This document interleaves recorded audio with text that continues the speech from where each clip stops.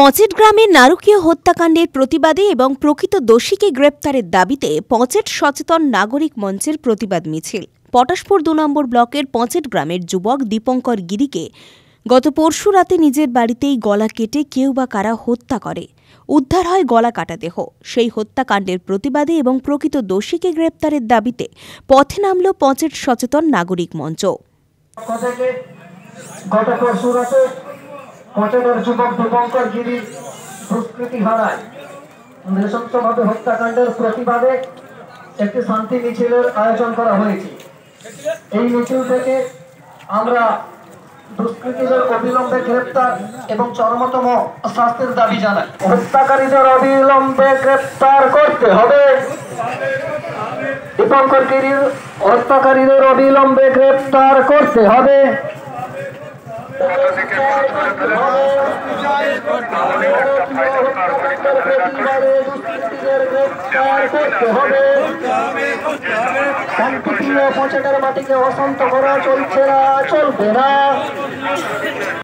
পচেট গ্রাম পঞ্চায়েতের পুরনো অঞ্চল অফিস থেকে মিছিল শুরু হয়ে বাজার পরিক্রমা করে বাজারের মাঝখানে শেষ হয় মিছিলটি। মিছিলে পা মেলান পচেট গ্রামের কয়েকশো মানুষ। একটি শান্তি মিছিলের আয়োজন করা হয়েছে। এই মিছিল থেকে আমরা দুষ্কৃতীদের অবিলম্বে গ্রেপ্তার এবং চরমতম শাস্তির দাবি জানাই। হত্যাকারীদের অবিলম্বে গ্রেপ্তার করতে হবে।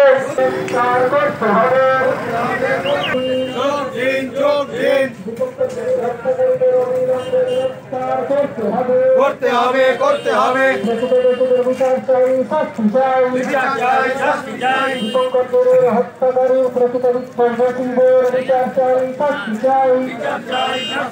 পচেট থেকে যাবতীয় শুভশক্তি ধ্বংস হোক নিপাচ্ছা। পচেট থেকে যাবতীয় শুভশক্তি ধ্বংস হোক নিপাচ্ছা।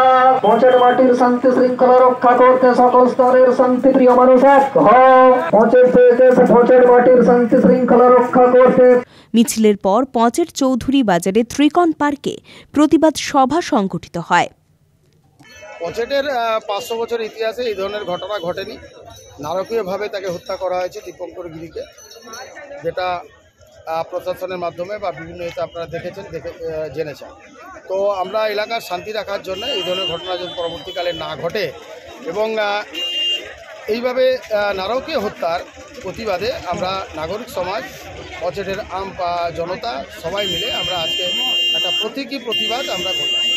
কে বা কারা এই ঘটনা ঘটে দেখুন, সেটা প্রশাসনের ব্যাপার, আমরা তো বলতে পারবো না।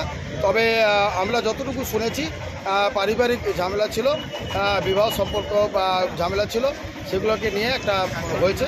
তবে আমরা তীব্র নিন্দা করছি, তাকে খুন করে দেওয়া উচিত।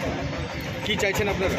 আমরা বিচার চাইছি, শাস্তি চাইছি এবং ফাঁসি চাইছি, এবং যে এই ধরনের কাজ করেছে তার বিচার হোক, তার শাস্তি হোক এবং তাকে চরমতম শাস্তি, তার ফাঁসি হোক।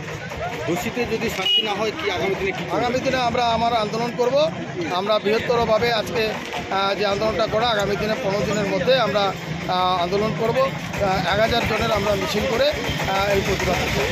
আজকে কতজন মানুষকে নিয়ে আজকে ৩০০-৪০০ জন মানুষ। আমরা তো মাথা ঘুরিনি, হঠাৎই আমরা জানিয়ে দিয়েছিলাম যে আজকে একটা প্রতিবাদ সভা হবে। সেক্ষেত্রে প্রতিবাদ সভাটা হয়েছে, মানুষ শুনে এসেছে এবং আজকে বাজারবার, বিশেষ করে আজকে রাসমেলা এখনও শেষ হয়নি, মানুষজন বিভিন্ন কর্মব্যস্ত, তবুও যোগ দিয়েছে। পুলক বেরার রিপোর্ট, খবর BCBS।